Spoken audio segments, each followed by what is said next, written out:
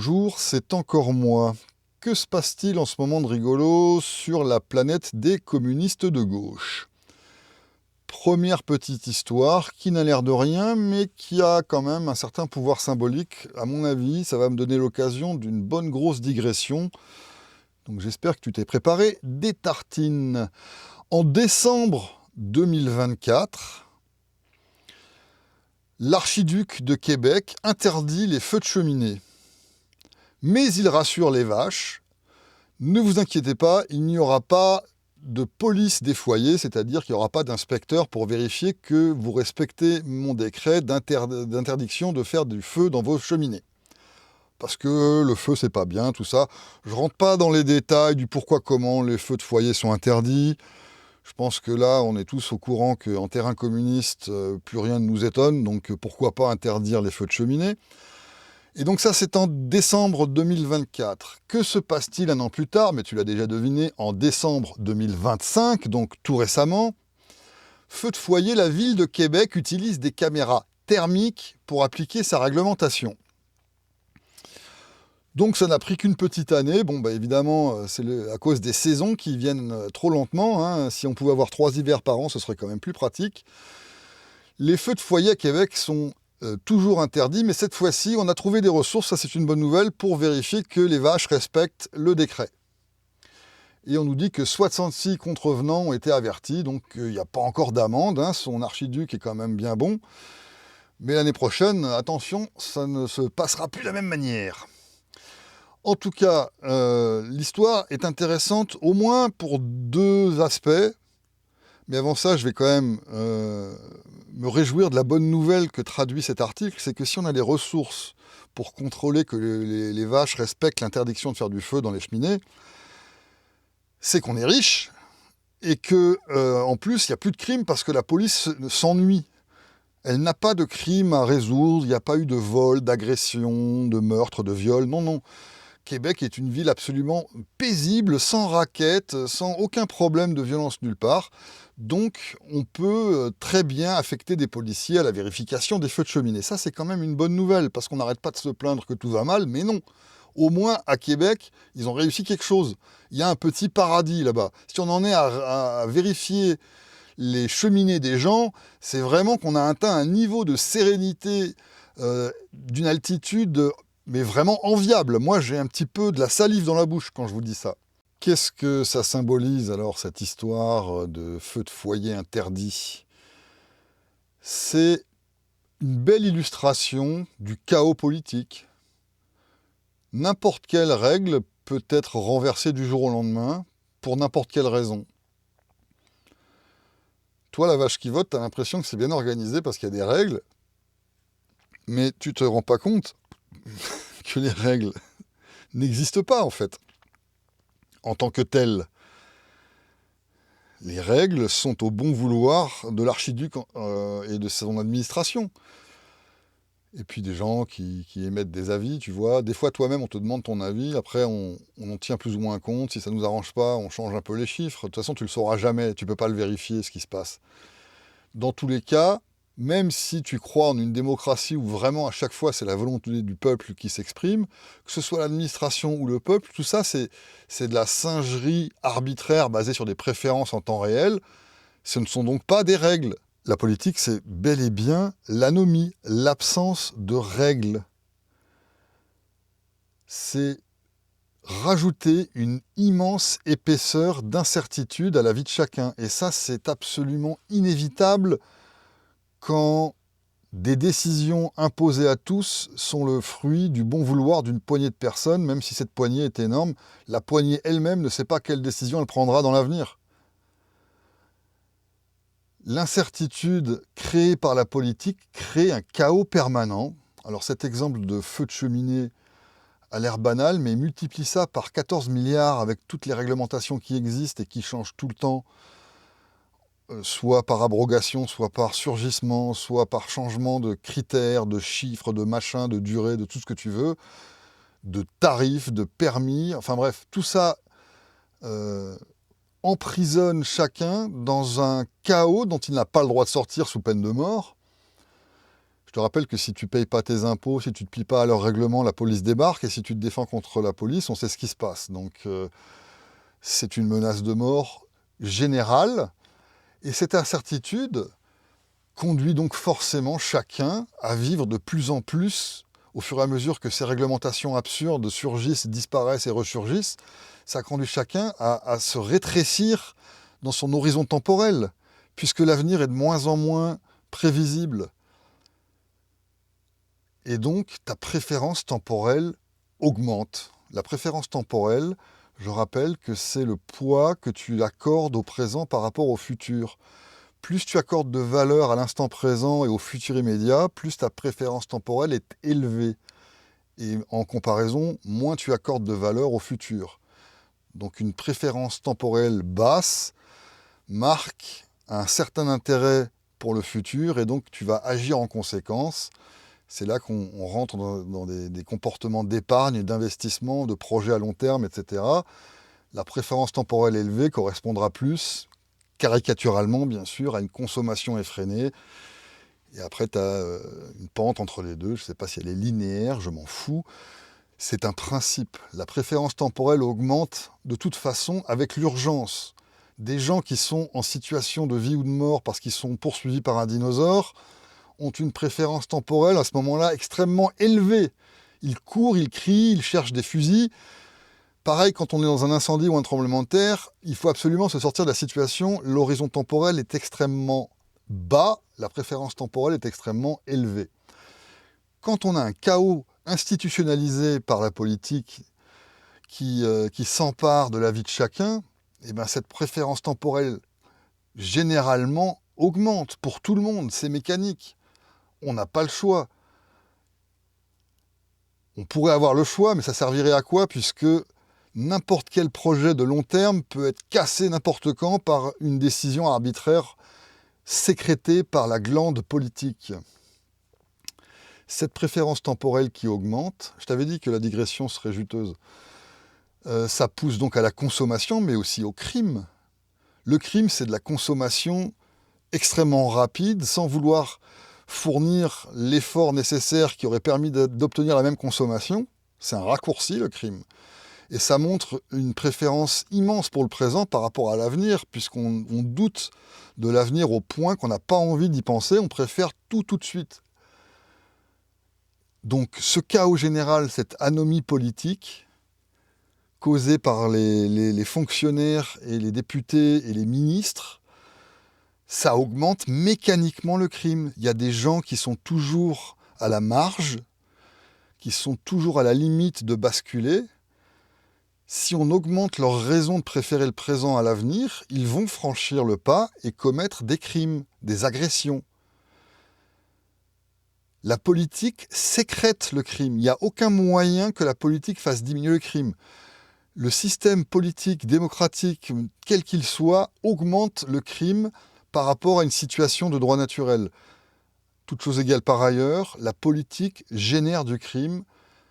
Ce n'est pas une question empirique, c'est une question de déduction à partir du fait que l'être humain a forcément une certaine préférence temporelle. Si tu l'augmentes, tu augmentes le crime, c'est comme ça.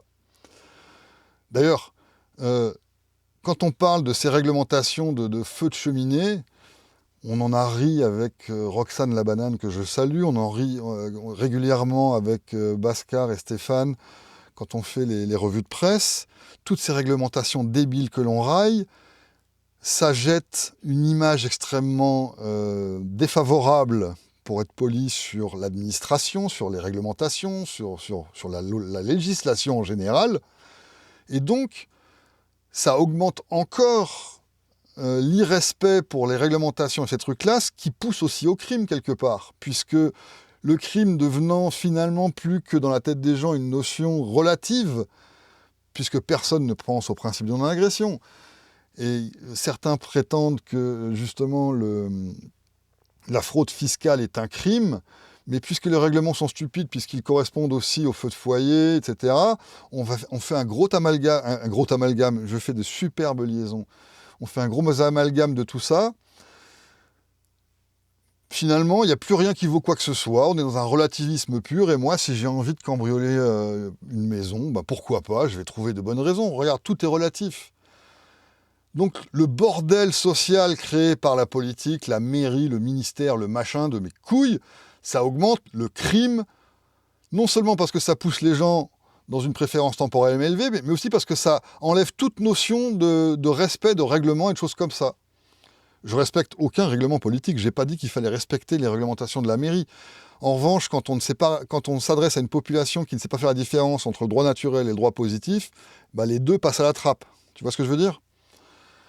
Bref, la politique, la plus progressiste du monde, ça te fait régresser au niveau du singe. C'est comme ça.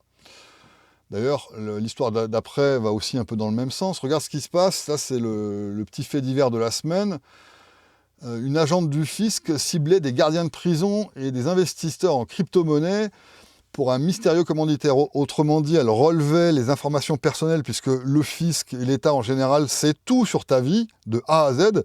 Alors ça me fait marrer quand on gueule que Amazon, etc., nous pique notre vie en espionnant ce qu'on consomme, ce qui n'est pas faux d'ailleurs, on peut s'en plaindre de ça.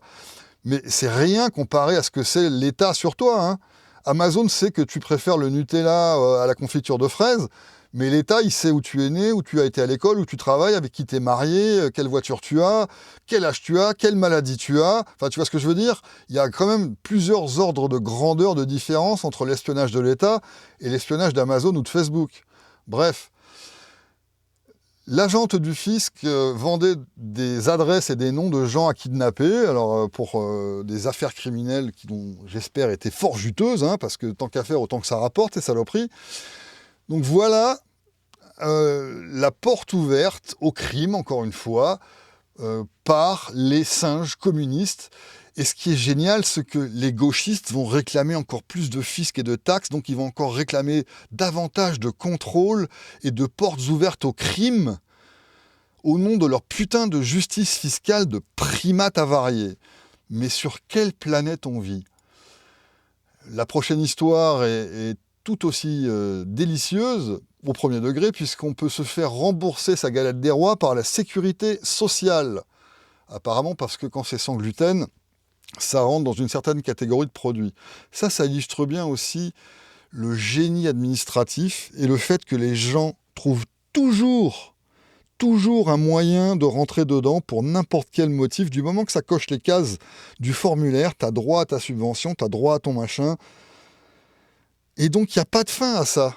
Tu auras beau établir les critères les plus alambiqués possibles, ce n'est pas possible de fermer le système. T'as beau te plaindre des fraudes et faire des articles comme ça pour souligner à quel point c'est ridicule parce qu'on peut se faire rembourser des galettes des rois par la Sécu, il y aura toujours quelqu'un pour passer par-dessus la barrière, surtout qu'elle est faite pour ça, sinon elle n'existerait pas, cette barrière. Donc les singes qui se plaignent qu'on abuse du système et qui en même temps en redemandent, mais mangez vos cheveux, je ne sais pas, faites quelque chose. Retour au Canada, à Ottawa, au nom de la guerre à la voiture, sans le dire, on a rétréci une rue pour la sécurité des gens. Résultat, la rue est devenue trop étroite pour que les bus puissent circuler, et maintenant les bus circulent sur les trottoirs. Voilà, si tu as l'image, tu peux voir un bus circuler sur le trottoir de cette rue. Ça, c'est encore un exemple du chaos politique, de l'anomie et de l'incertitude. Tu ne peux pas prévoir, si ta rue t'appartient pas, quand quelqu'un va décider de la réduire, quand un bureaucrate va dire non, 9 mètres c'est beaucoup trop, maintenant ce sera 6 mètres. Toi, par exemple, tu avais acheté une voiture parce que tu pensais pouvoir la garer devant chez toi, du jour au lendemain, tu peux plus, et ta vie prend une tournure quand même chiante. Alors, ok, garer sa voiture, c'est pas forcément le plus grand drame dans une existence, mais tu vois, additionne ça encore une fois avec 1000 autres merdes de ce genre, et sois heureux d'être un communiste à poil dur. Alors, puisqu'on parle de communistes et de recyclage et d'écologie, ça c'est une bonne nouvelle, les ordures du Canada vont en Ukraine. L'espèce de saloperie blondasse, là, cette grosse pute, c'est l'ex-adjointe de Justin. C'était sa vice-première ministre. Et cette grosse saloperie qui s'appelle Chrystia Freeland est partie travailler pour Zelensky, l'Ukrainien. Voilà. Bah, c'est normal, puisque tout le pognon du Canada va en Ukraine, il faut bien que quelqu'un en suive la trace et en profite, sinon à quoi ça sert?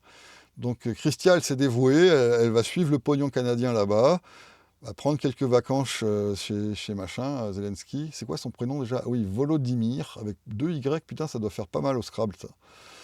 En tout cas, voilà, les poubelles du Canada en Ukraine, tout va bien, à tes frais, bien entendu. Yukaidi, Yukaida. On va finir avec ça. C'est une nouvelle d'il y a quelques semaines maintenant, c'est du mois de novembre, où on s'en rappellera, mais ce sera un autre exemple du chaos et de l'anomie politique. La mairesse de Seattle menace d'interdire les fermetures de supermarchés et de magasins de bouffe. Bah oui, Seattle, c'est un de ces 3 rats communistes où on a le droit de voler. Je pense que le vol est légal. En tout cas, il me semble qu'en Californie, il y a des trucs absolument absurdes du genre jusqu'à 900 $. On ne peut pas porter plainte pour un vol, un truc comme ça. Donc tu vois des scènes hallucinantes de gens qui rentrent dans les magasins, qui se remplissent les poches, qui ressortent sous le nez du gardien, qui n'a pas le droit d'intervenir. Bon, je ne sais pas si c'est pareil à Seattle, mais vu que c'est une ville communiste, elle est en ruine. Et il y a beaucoup de criminalité, puisque le chaos et la préférence temporelle font augmenter le crime. Donc le communisme, qui est le chaos ultime, fait monter le crime, c'est mécanique. Donc les magasins, en fait, commence à leur péter les couilles, ils ferment, ils s'en vont. La mairesse, elle dit, bah non, vous n'avez pas le droit, ça va mettre des gens au chômage, et puis comment on va faire pour acheter des salades et tout? Donc elle menace d'interdire, alors je ne sais pas comment elle va faire pour interdire les faillites, mais peut-être qu'elle va nationaliser ou disons municipaliser les magasins, comme l'espèce de saloperie qui a été élue à New York, le Mamdani, l'incroyable rat léniniste, qui projette d'ouvrir des supermarchés municipaux. Putain, sans déconner. Donc Seattle, ça va peut-être tourner comme ça, avec des supermarchés municipaux. Alors, pour le côté chaos, c'est quand même pas mal. Toi, tu t'installes un supermarché, tu bosses et tout, tu fais tourner boutique. Et puis, tu n'avais pas prévu, en fait, qu'on allait pouvoir te le voler, ton supermarché. Donc, tout allait bien jusqu'à ce jour-là, tu vois. Ça, c'est le chaos ultime. Parce qu'à la limite, bon, un tremblement de terre, tu peux te faire assurer contre ça. Il y a des statistiques. Tu vois, c'est la différence entre l'incertitude et le hasard. Le hasard de la nature, il est plus ou moins modélisable, hein. On peut prévoir certains trucs. En tout cas, une région peu sismique aura des contrats d'assurance assez peu onéreux pour se protéger contre un tremblement de terre. Contrairement à une région comme peut-être Los Angeles, où à mon avis, une assurance contre un séisme, à mon avis, ça coûtait assez cher. Bref, tu peux pas t'assurer contre un maire. Tu trouveras jamais aucune assurance qui te proposera 50 millions pour sauver ta boîte si jamais elle se fait voler par l'État. Tu peux avoir un contrat qui te rembourse 50 millions contre un incendie, contre un truc comme ça, mais à la limite d'ailleurs dans les contrats d'assurance, des fois il y a des trucs pour les révolutions, mais les décisions de l'État, tu peux jamais t'en protéger pour une bonne raison, c'est que ce n'est pas du tout du ressort de la statistique ou de l'empirisme machin, ça dépend uniquement de la volonté de quelques personnes. Et ça, ce n'est pas modélisable. Ça ne peut pas être assurable. C'est pour ça que tu ne trouves pas de contrat d'assurance. Et ça, c'est un bon symptôme du chaos de la politique, de l'incertitude, du crime, de la guerre et de la destruction que nous propose la gauche de gauche. Bon, tu me vois venir, on a fait un petit tour du côté des communistes de gauche. Maintenant, évidemment, on va visiter leurs alters égaux de droite. La droite de gauche, on ne s'en lassera jamais. Alors, 2 petites questions pour commencer. Où est-ce que nous en sommes avec le sommet des Libertruis? Tu te souviens de cette kermesse du mois de juin où ils se sont tous réunis dans une grosse salle de spectacle, ils se sont échangés des micros tout mous, ils ont fait des sketchs. Bon, et puis maintenant, il y en a un autre qui se prépare, ou qu'est-ce qui se passe? On va vendre des cryptos, je sais pas, je pose des questions. Et puis, l'autre question, c'est que devient Nicolas? Parce qu'il a beaucoup payé apparemment en 2025, il y avait beaucoup de Nicolas qui paient, mais maintenant il en est où Nicolas? Qu'est-ce qu'on fait là? Bon, tenez-nous au courant, chers communistes de droite. de l'avancée de vos travaux. Cela dit, si on aime bien se foutre de la gueule de la droite, c'est parce qu'il n'y a aucune substance à leur idéologie. C'est pas simplement pour des faits divers rigolos ou parce que on déteste la trompe en particulier. Ou Jacques Chirac, j'en sais rien, je m'en fous. Tu sais, par exemple, Trump, la trompe, je le détestais déjà en 2016, lors de son premier mandat. La chaîne n'existait pas, donc tu pouvais pas le savoir, mais je le traitais déjà de communiste, et on me regardait déjà avec des gros yeux ronds à l'époque. D'ailleurs, c'est depuis cette année-là, ou l'année d'avant, 2015, que j'ai cessé d'écouter un tas de gens que j'avais pris l'habitude d'écouter, comme Stéphane Molineux, ou des gens comme ça, qui s'étaient transformés de soi-disant libertariens en pro-Trump. Je ne pouvais pas supporter déjà il y a 10 ans, parce que c'est de la merde, mais aussi parce que c'est fondé sur rien du tout.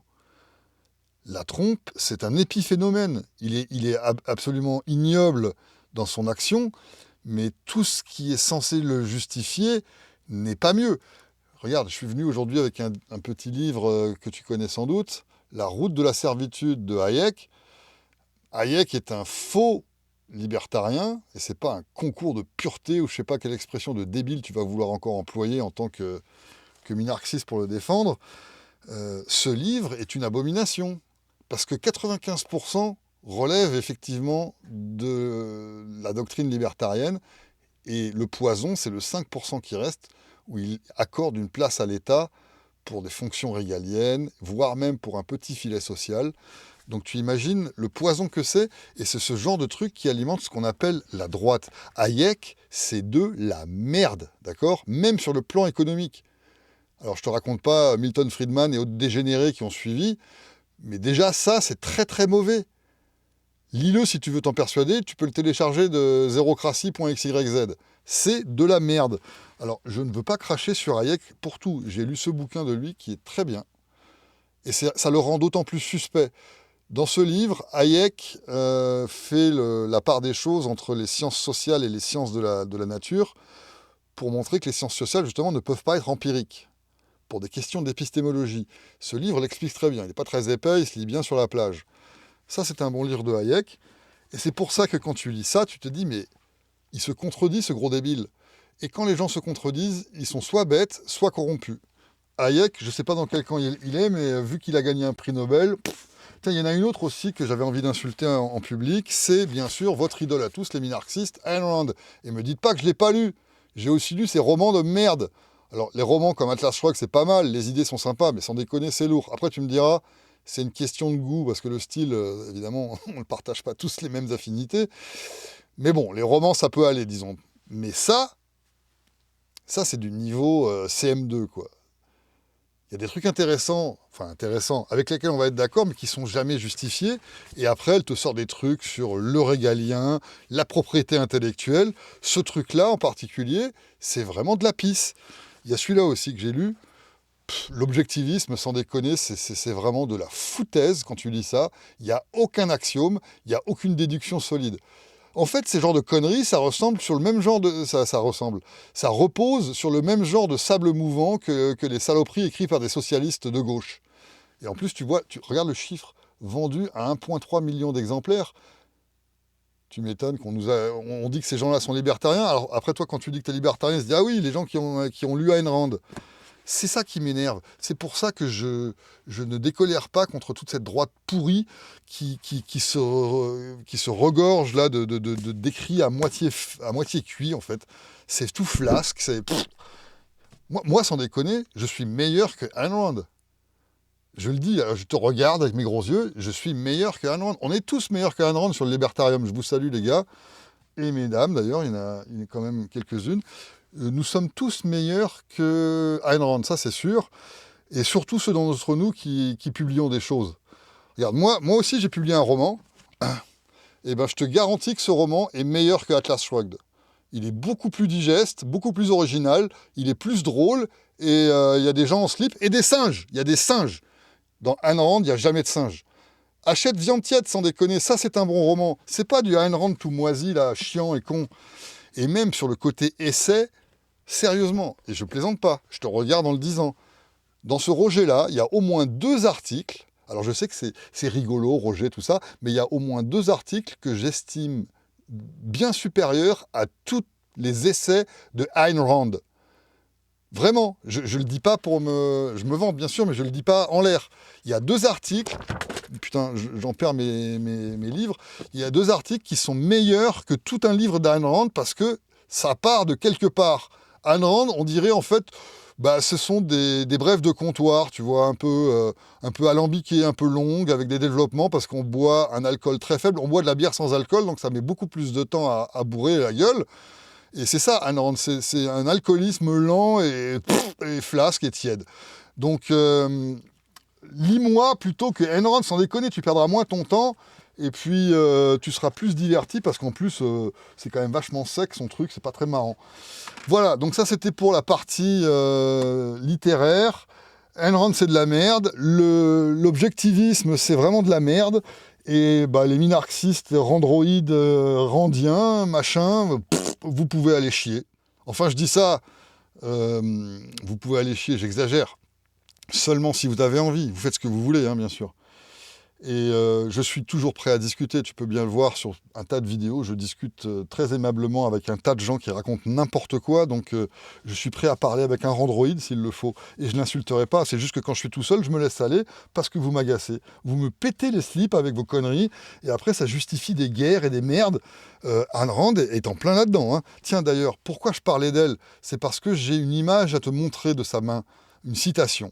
Voilà de quoi il s'agit. Donc c'est Ayn Rand qui t'explique dans le petit bouquin que je viens de t'agiter sous les yeux, qui s'appelle The Virtue of Selfishness, qu'une nation a le droit d'aller intervenir dans une dictature pour foutre en l'air le dictateur. Exactement ce qui vient de se passer avec la trompe et l'autre pourriture de Maduro. Tu vois le degré de stupidité de Ayn Rand qui pense que les nations agissent. Parce qu'une nation, c'est une personne, en fait. C'est une entité, c'est un égrégore, je ne sais pas ce que c'est, mais en tout cas, ça agit, c'est super. Et donc, elle en est là, à son niveau d'épistémologie, tu vois. On est vraiment au niveau CM2. Et encore, je ne suis pas gentil avec le CM2, là. Ayn Rand ne sait pas ce que c'est un individu. Et quand elle dit qu'une nation a le droit d'attaquer une autre nation, alors bon, d'accord, c'est pas un self-sacrifice, c'est simplement qu'elle a le droit de le faire, si elle a envie. Mais comment elle le fait, cette nation, pour aller libérer l'autre nation? Elle va taxer ses gens. Le premier geste qu'elle va faire, c'est extorquer du public innocent, des citoyens, comme on les appelle, des vaches donc. Elle va les extorquer, les voler, pour s'acheter des canons pour aller tirer sur le vilain dictateur. Elle n'est pas capable d'envisager que ça, c'est une agression. Sur la même rengaine hitlérienne, comme vient de le souligner avec très peu de talent Ayn Rand, comme quoi on pourrait s'en débarrasser en extorquant nos citoyens parce qu'on est des nations. On a aussi en ce moment, avec l'histoire de la trompe au Venezuela, de ces gens qui invoquent la violation du droit international au nom de la démocratie. Alors le droit international, je m'en contrefous. On vient de régler son cas avec Stéphane dans la vidéo d'avant-hier. Je ne vais pas en reparler maintenant, ça n'a aucune existence, aucune importance, c'est juste un fantasme ce truc. Donc comme des gens comme Le Guise viennent railler les gens qui invoquent le droit international en faisant le parallèle avec Hitler pendant la Deuxième Guerre mondiale, il a raison. Là où il a tort, et là où il faut faire la part des choses, c'est que ce n'est pas parce que c'est un viol du droit soi-disant international que la trompe ou les Américains des années 40 sont des fils de pute d'avoir fait ce qu'ils ont fait, c'est parce que ce sont des criminels eux aussi. C'est pas le droit international qui m'importe là, c'est le droit naturel. Or, pour que des gens armés, on vient de le dire pour Ayn Rand, mais je vais le répéter parce qu'apparemment en 2026, les gens pensent encore comme ça. Quand des gens armés attaquent d'autres gens et que d'autres gens armés pour défendre les victimes contre les premiers, eux-mêmes attaquent des gens pour se procurer des armes, il y a un truc qui ne va pas, il y a un deuxième crime.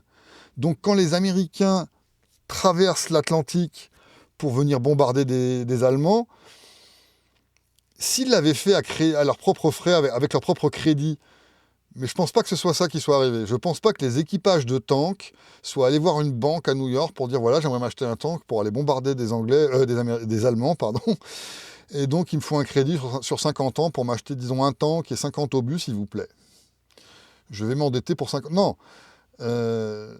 l'État américain est allé piller ses propres citoyens, ses vaches. Il a aussi fait de l'inflation pour voler les épargnants sans avoir à les taxer. Et il a fait des emprunts pour que les générations futures payent la guerre de maintenant. Les trois mamelles de l'État, ce sont le vol, l'inflation et l'emprunt, qui sont trois formes de vol différentes.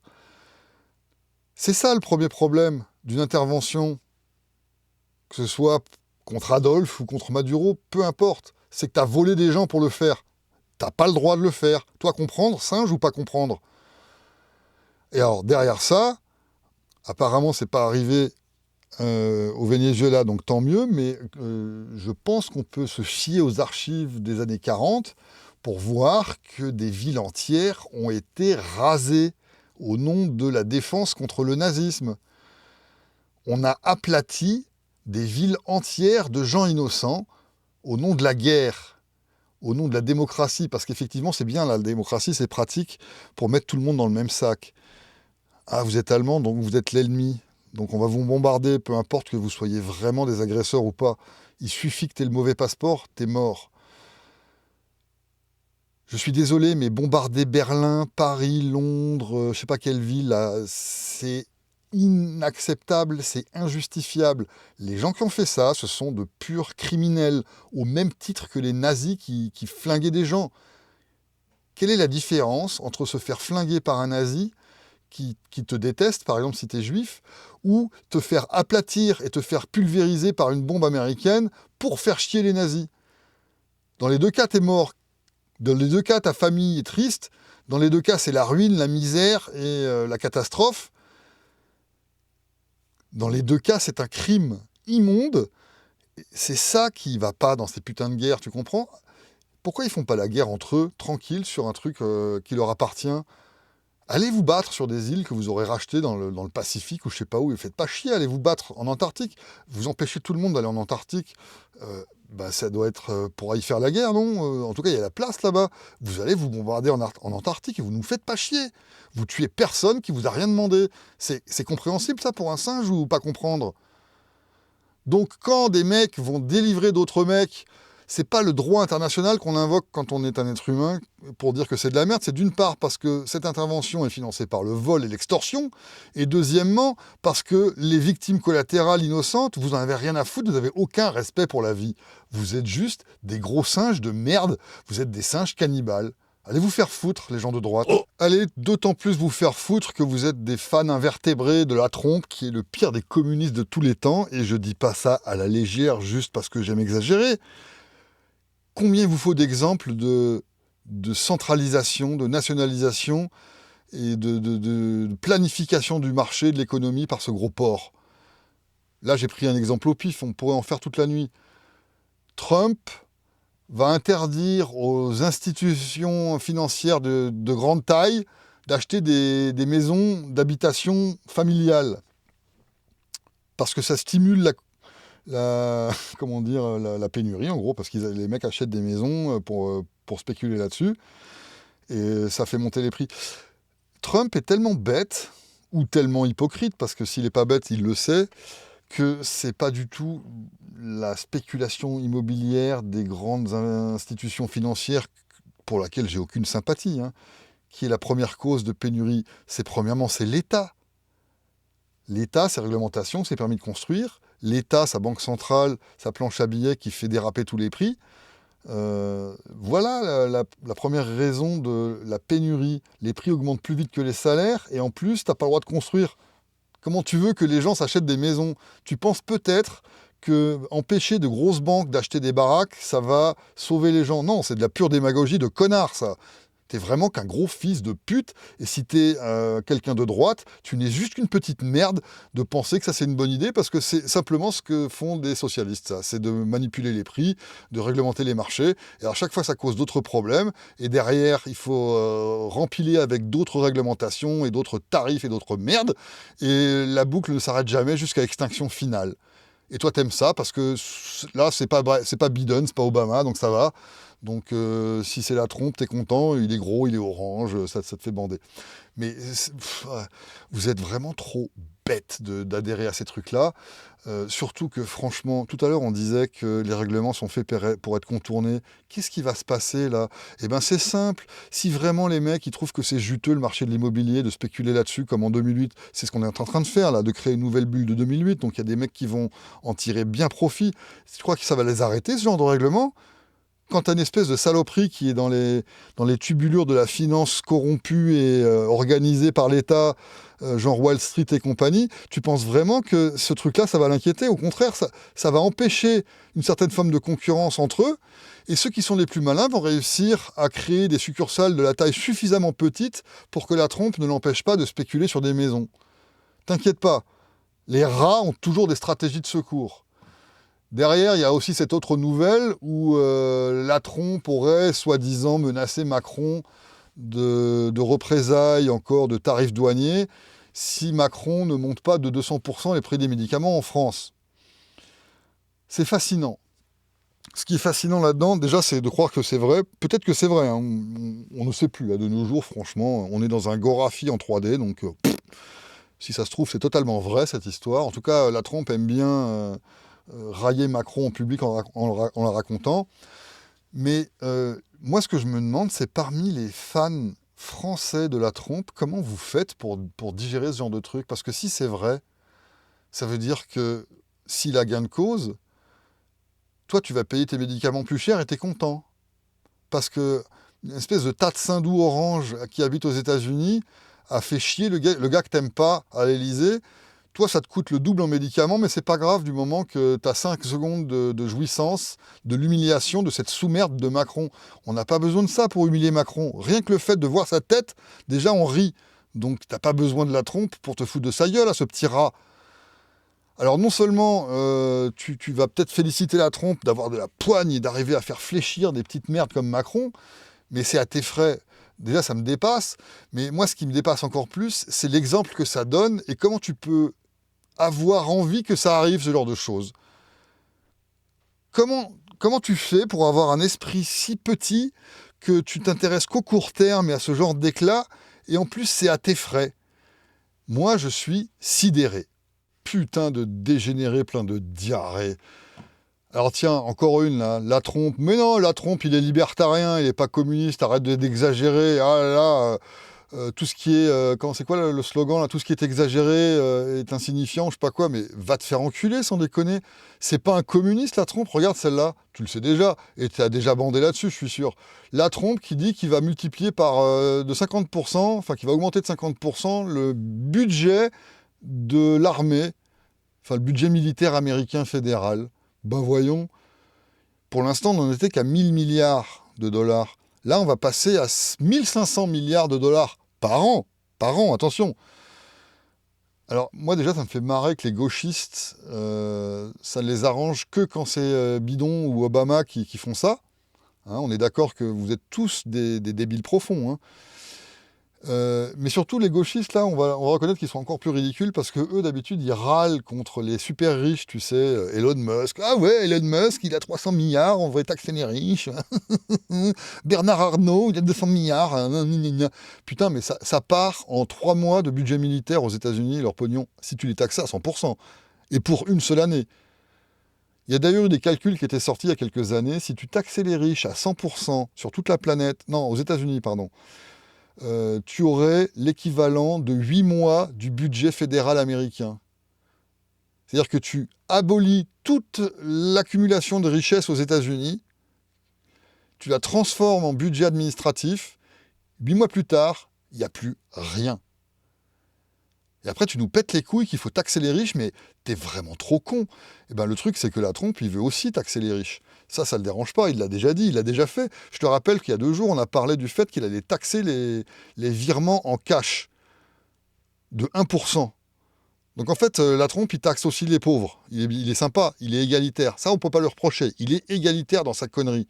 Et là, il veut rajouter 500 milliards de dollars de merde parce que c'est des faux dollars, mais je ne reviens pas là-dessus pour l'instant, sinon on n'est pas sorti du sable, pour acheter des tanks, pour avoir son armée de rêve, voilà, son Dream Military.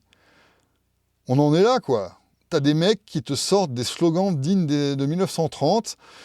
Je parle de qualité, pas d'orientation. Hein. On est dans la naïveté, tu sais, post-année 20, genre les tableaux cubistes et tout ça, ce genre de machin. Ça, c'est du cubisme politique. Là. Je veux dire, on est avec des gros angles bien nets, tu vois. On est vraiment dans le contraste tranchant entre ridicule et totalement idiocrate. Je sais plus quoi dire là, je patine sur moi-même parce que j'ai pas envie d'être trop grossier et traiter tout le monde d'enculé, mais franchement, quand on admire ça, j'ai pas d'autres mots. Vous êtes juste des tas de merde.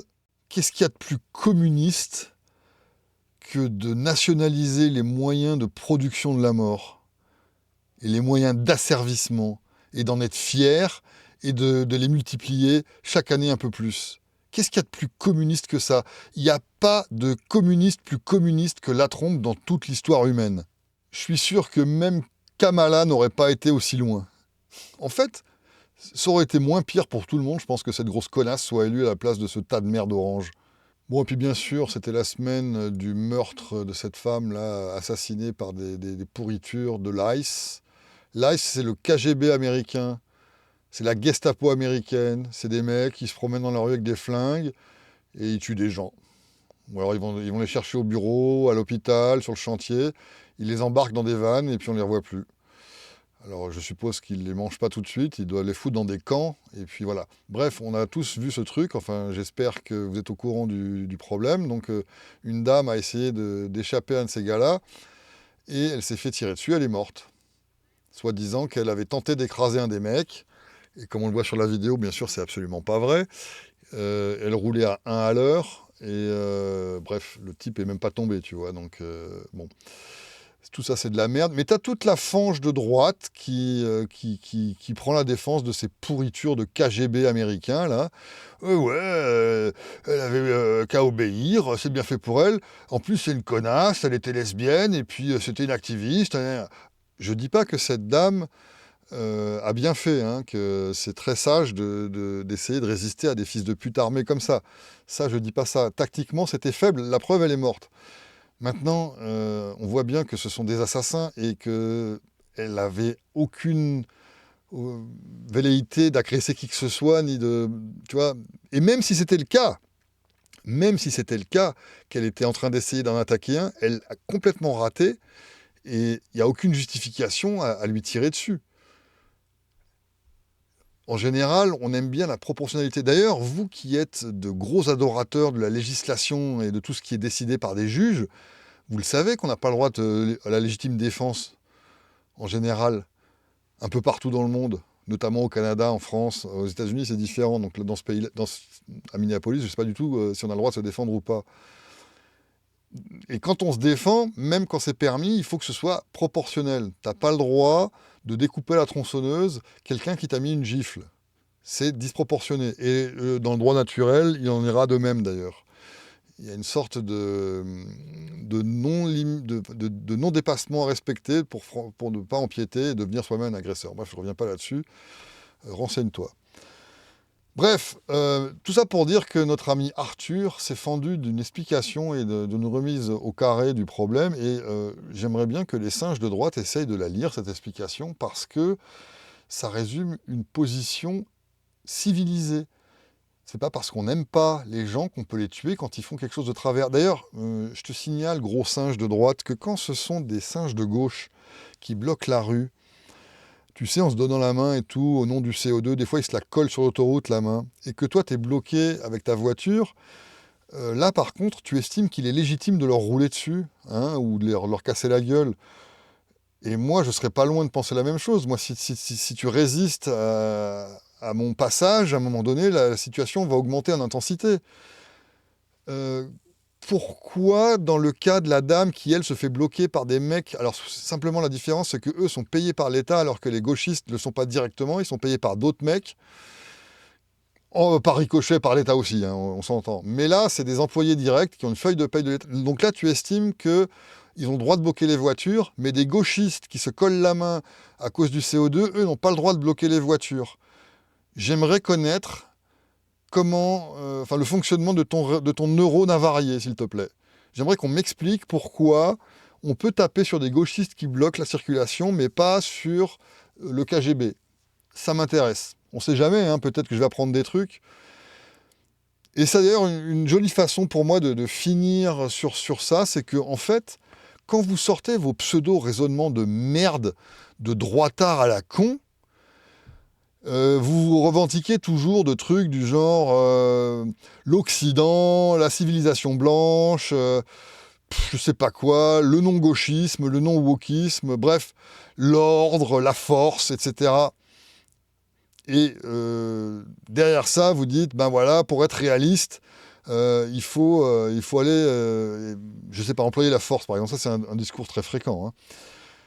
Donc ça veut dire que vous êtes quand même en train de vous reposer sur des principes. Alors pourquoi, quand le libertarien, le vrai libertarien, celui qui est anarchape, met en avant des principes pour montrer, ou en tout cas pour expliquer son action, pourquoi il ne peut pas justifier, par exemple, de meurtre de conductrice, pourquoi vous le raillez alors que vous-même, vous êtes accroché à des principes, sauf que vous êtes accroché comme des singes à des branches. L'homme descend du singe, le droitard n'est pas encore descendu tout à fait de l'arbre, lui, en revanche. Et j'aimerais savoir comment le droitard fait pour faire la distinction entre le bon principe et le mauvais principe. Le principe de droitard, de bio-civilisation de merde, de fasciste, etc., c'est quand même des principes quelque part, hein, quand tu décrètes qu'il faut que l'ordre soit imposé par la force et qu'on respecte le règlement, etc. Ça s'appelle un principe. Tu comprends la notion de principe?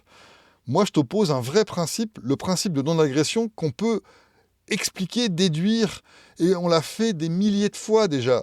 C'est un vrai principe de la nature humaine, ça. C'est pas un décret débile, parce que dans la nature humaine, il n'y a rien qui est marqué biocivilisation, ordre, droite, mon hémisphère. Ça, c'est juste des préférences, ces trucs-là. Culture chrétienne. En plus, ça peut être très respectable, tous ces machins-là. Moi, j'ai rien contre, hein, même si je me fous de ta gueule en ce moment. Tu fais ce que tu veux. Si t'aimes l'hémisphère de l'Ouest occidental, blanc et catholique, tant mieux pour toi. Je respecte ça, mais c'est pas un principe, c'est une préférence. Et c'est pas avec tes préférences que tu vas justifier des actions, dont des meurtres, d'accord, ni des bombardements de villes étrangères. Donc, je t'emmerde si tu penses comme ça, parce que ça veut dire que tu es capable de savoir ce que c'est un principe, mais tu ne veux pas faire l'effort de creuser jusqu'au bout, soit disant que le principe libertarien n'est pas réaliste. Je suis désolé, tu vis quand même comme ça, parce que tu vénères les chefs, tu vénères les hiérarchies brutales de militaires, tu vénères les empires, tu vénères les dictateurs. La trompe, on s'entend que c'est un dictateur. Marc Carnet aussi, Macron aussi, d'accord. Ce sont tous des dictateurs. Et tu es content quand c'est ton dictateur qui a le dessus. Et à ce moment-là, tu es d'accord pour que les dictateurs soient libres, en fait. En fait, tu es tellement con que tu t'aperçois pas que tu es d'accord avec l'idée de liberté du moment qu'elle est restreinte à la couche supérieure du machin. Disons, à la couche administrativo-dictatoriale de la société. Tant que ça concerne des mecs qui ont des uniformes, qui ont rempli des formulaires et qui obéissent à un pitre, assis sur un trône, là c'est bon. Cette liberté-là, elle est bonne. Ça, c'est la bonne liberté. Donc il y a la bonne liberté et la mauvaise liberté aussi. Tu vois, donc tu n'es même pas capable de te rendre compte de ton auto-contradiction. Tu es d'accord avec les libertés, mais pas pour tout le monde. Ah, c'est fatigant des fois de devoir régresser avec toi jusqu'au niveau du bac à sable rempli de caca de chat, là, mais je sais pas comment faire autrement, sans déconner. T'es tellement bête que j'ai beau faire des vidéos depuis 6 ans, de parler avec 1 million de personnes, ça percole pas. Des fois, c'est un petit peu gênant quand même. Bref, donc, moi, je vais te dire un truc, hein, pour finir. Donc, t'es d'accord avec des principes bizarres comme la force? En fait, ça, c'est le seul principe universel qui pourrait marcher. Je suis d'accord que si tu adhères à ce principe, il est universel, donc ça ressemble plus à un principe. La force fait le droit. D'accord, la force fait le droit, très bien. Dans ce cas-là, moi, je te préviens, je pèse 100 kilos. C'est très lourd, 100 kilos, pour quelqu'un de ta stature de merde, de petite crevure. Donc, et c'est pas forcément du muscle, hein, je suis pas en train de me vanter, là. Mais 100 kilos, que ce soit du gras ou du muscle, c'est 100 kilos. Donc si je viens chez toi et que je m'assois sur toi, je peux t'enculer. Et comme j'ai le dessus, vu que la force fait le droit, j'ai le droit de t'enculer. Voilà, j'ai le droit de le faire puisque je suis le plus fort.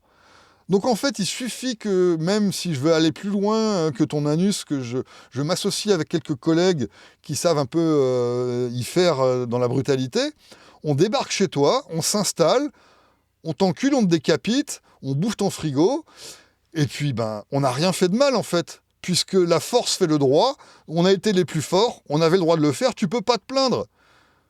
Tu peux pas te plaindre. Tu es en train de me dire que la force fait le droit et que c'est nécessaire pour rétablir l'ordre. Moi, je rétablis l'ordre comme je veux dans ce cas-là. Je fais comme toi. J'invoque la force. Alors, tu vas te défendre, tu seras plus fort que moi. Là, tu auras raison. En fait, tu es en train d'instaurer l'anomie complète dont je parlais au début. C'est ça que tu vénères. Le droitard de mes couilles vénère la force de la politique, comme le gauchiste. Il n'y a strictement aucune différence. Vous ne respectez jamais l'être humain et la civilisation. Vous êtes des adorateurs de la mort, de la barbarie, de la souffrance et de la destruction totale. Vous êtes vraiment des sous-hommes au grand complet. Même pire que ça, vous êtes des sous-singes. Droitard, gaucher, gauchard, droité. Je ne sais pas quelle expression débile il faut employer, mais vous êtes assis sur le même arbre. Alors je vous dédicace une petite chanson parce que là, je commence à avoir soif. Bye.